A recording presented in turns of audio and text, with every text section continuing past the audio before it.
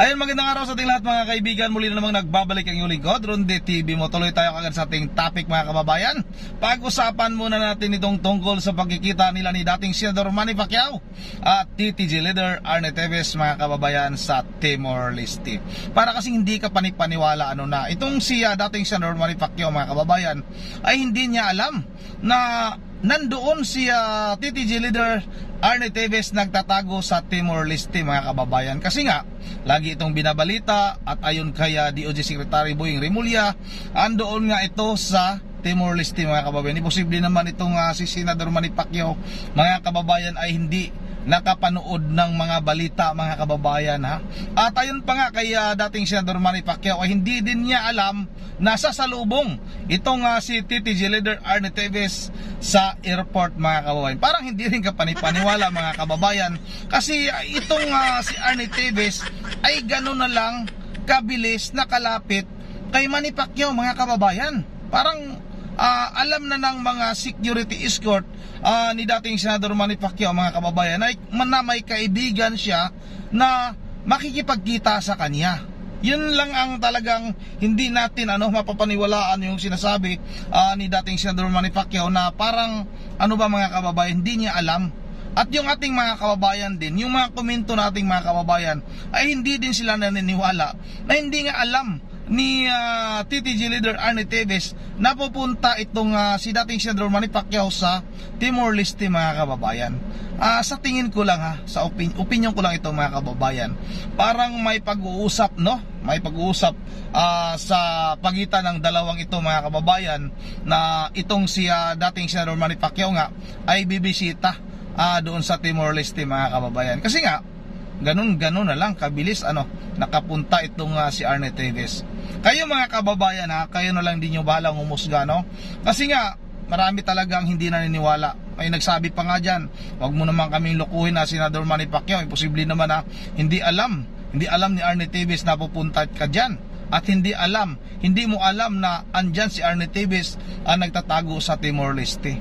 Yun ang mga kababayan, makikita natin dito kung gaano ba kahigpit yung yakap ni dating Senador Manny Pacquiao mga kababayan kay Arnie Teves. Alalahanin natin mga kababayan na itong si TTG leader Arnie Teves ay sumusuporta sa pagtakbo ni dating Senador Manny Pacquiao bilang presidente nga nating bansa, pero nga natalo ito mga kababayan Yun na mga kababayan ibinalik ko lang itong tagpo na ito mga kababayan kasi marami tayong nababasa nga sa komento na hindi kami naniniwala niya na sinasabi ni dating Senador Manny Pacquiao na hindi niya alam at hindi alam ni Arnie Teves. May pag-uusap talaga sa pagitan ng dalawang mataas na opisyal na ito dati sa ating bansa mga kababayan. Ito na nga wag na nating patagalin, sabay-sabay na natin itong panoorin. Kinumpirma naman ni dating Senator Manny Pacquiao na nagkita sila ng pinatalsik na kongresista ng Negros Oriental na si Arnulfo Arnie Teves Jr. Yan ay nangyari nang siya ay magtungo sa Timor-Leste. Sinabi ni Justice Assistant Secretary Jose Dominic Clabano na nakausap niya ang Filipino boxing icon at doon inamin na nagkita nga sila ni dating Congressman Teves. Nasa East Timor kasi si Pacquiao dahil siya ay inimbitahan ng gobyerno ng nasabing bansa. Paglilinaw naman ng dating mambabatas na hindi planado ang pagkikita at natsyempohan lamang na pareha sila na nandoon sa iisang lugar. Yun ang mga kababayan parang hindi rin ka panipaniwala na hindi planado. Kasi nga yung paglapit nga ulitin ko. Yung paglapit lang ni TTG leader Arnie Teves kay Manny Pacquiao mga kababayan ay talagang planado.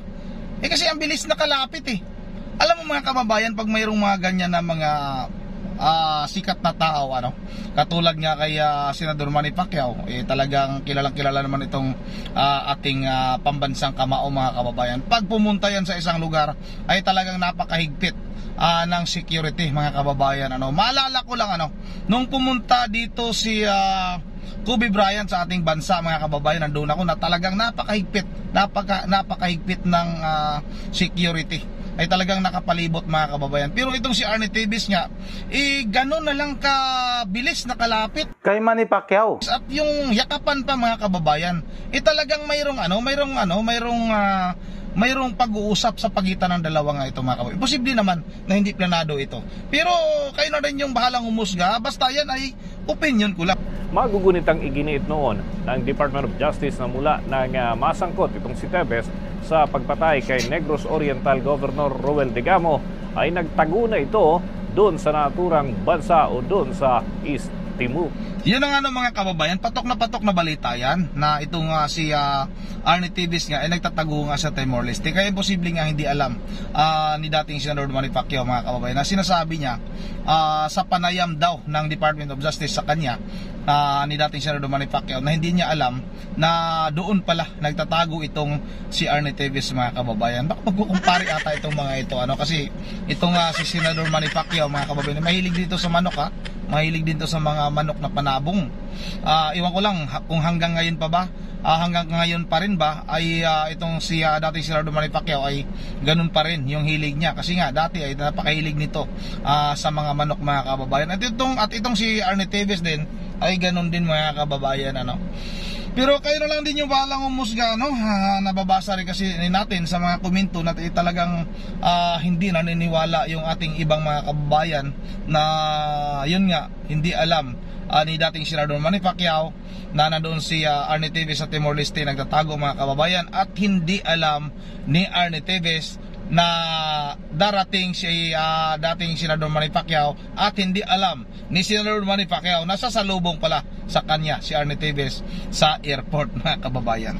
Yun na nga magbabasa tayo ng mga komento dito mga kababayan para talagang masabi niyo na maraming hindi naniniwala na itong si Manny Pacquiao nga hindi alam na nandoon sa Timor-Leste itong si Arnie Teves at maraming hindi naniniwala din na hindi alam ni Manny Pacquiao na sasalubong sa kanya si Arnie Teves sa airport mga kababayan. Shout out kay Lolita Luab. Miss ko na yung budots dance ni Teves. Testing nga please. Shout out rin kay Gerald Nose. Makapanghusga mga tao kahit wala pa nakatulan sa korte, guilty ba or not? Kala mo mga santo kayo, di putya. Ano ba yan? Mayroon na ng warrant to pares, wala pa rin. Huwag ka na kasing maniwala kay Arnie Teves. Bakit ano bang pinakain sa'yo ni Arnie Teves? Shout out na rin kay Madison Pedro. Malamang si Senador Manny Pacquiao pala ang malalakas na intel ni Arnie Teves sa Senado noon para malaman niya lahat ng plano ng gobyerno at mapaghandaan ni Teves ang lahat. Ayun na, isa ba to? Isa na ito sa nagsasabi na hindi naniniwala mga kababayan. Ito pa shout out kay sana yon kay Rodrigo Gonzales. Paano mo nasabi? At shout out rin kay Hinro Galvano, lumabas na rin ang daga. Shout out kay Marius De Leon, nagbigay ng karangalan, nagbigay ng kahihiyan. Yun ang sabi niya kay Manny Pacquiao. Shout out rin kay Apolinario Junior Saysat. Sir, nawala na yung bayarang vlogger na ni Teves, Coach Oli, nandyan pa rin. Shout out rin kay Artemio Tiongson, halik ni Judas, huli ka na Teves. Shoutout na rin kay Max Red. Sana makipagtulungan si Pacman para hindi kami makapag-isip. Babasahin natin, lumabas ka. Makapag-isip na mas nilalabanan niya ang taong makasalanan. Sana gawin ni Pacman ang tama at makipagtulungan sa gobyerno. Sana. Shoutout na rin kay Anthony Quijano. Anong hindi alam ni Pacquiao? Wala sa ayos yung gusto namin na sana gusto namin na balita ay mahuli na yan si Teves, sabi ni Anthony Quijano. Hintayin lang natin kaibigan, saan ba mapunta yan? Mahuli din yan. Kay Alicia Wick, shoutout dosakpan nga na aradi ay kadiha. Shoutout rin kaya Brinda Alanano na kunwari si Manny nga hindi niya alam, maniwala lang kami kung siya mismo magpahuli kay Arne. Ayan Shoutout kay Celso de la Peña. Pwede pa i-disbarce ito Pasyo kasi sobra sinungaling. Deny ng deny. Aha, lumabas ka. Ala TV's Timor. Yun na nga itong si Ato Pasyo talaga napakasinungaling, buhay pa. Sinunog na yung kaluluwa ng abogado na yan. Shoutout na rin kay Jose Eterno. Actually hindi naman ang kaso ang kinakatakutan ni TV's upang umuwi, kundi ang bantag sa kaniyang buhay. Mapapatunayan na ngayon kung sino talaga ang mastermind kapag may patas na kaya pinagbibigyan, pinapauwi ng bansa para magkaroon ng patas na paglilitis. Si Arnie Teves lang talaga ang nagtatago. Huwag niyo sabihin na walang patas na paglilitis kasi ilang bisis na pinauwi itong si Arnie Teves. Pinangakuha na siya na ating presidente na bigyan ng sapat na security na walang makagalaw sa kanya. Pero walang aksyon si Arnie Teves dahil nga alam niya sa kanyang sarili na siya talaga ang may kasalanan. Shoutout na rin kay Ilordi Iskura, ha? Anong hindi alam? Hindi naman tayo isinilang kahapon. Sinungaling din itong si Pacquiao. Yun ang mga kababayan, parang hindi naman talaga kapanipaniwala rin. Roberto Magsino, shoutout, ha? Idol Manny, maraming humihingi ng hostisya, gawin mo sana ang tama at nararapat. At shout out rin kay Clemencia Villanueva, huwag ka nang tumakbo dahil masasayang ang boto mo, hindi ka talaga mananalo. Support na lang, sana support na lang kay Janice. Maghahari na naman ang mga TV survey namin, Janice halos. Yun na nga, ito pala yung nasusurvey, no? Maraming salamat sa iyong komento, ha? At shout out na rin kay Arsenio Beltran, iba ang batas kapag mayaman, pinaglaruan ang batas. Edison Muraldi, dapat sampulan uli ang mga sinungaling na nagtatanggol sa asa na yon, sa amo nila para di parisan. Yun na nga mga kababayan. Last na lang ito, shout out kay sana yon, nawala